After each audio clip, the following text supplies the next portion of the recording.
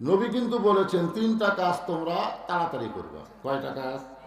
এক নম্বর কাজ হলো কেউ মারা গেলে তাকে তাড়াতাড়ি দাফন করবে। কিন্তু আল্লাহ রাসূল দুনিয়ার থেকে বিদায় নেওয়ার 3 দিন, কয়দিন?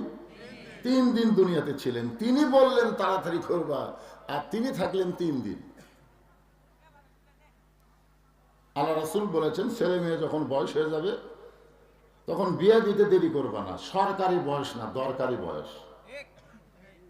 সরকারি হলো 22 আর মেয়েদের হলো 18, কিন্তু এটা হলো সরকারি। কিন্তু দরকারি কত? দরকারি আপনার যদি সরকারি ধান্দা করেন তা আপনার ছেলে মেয়ে কি করবে?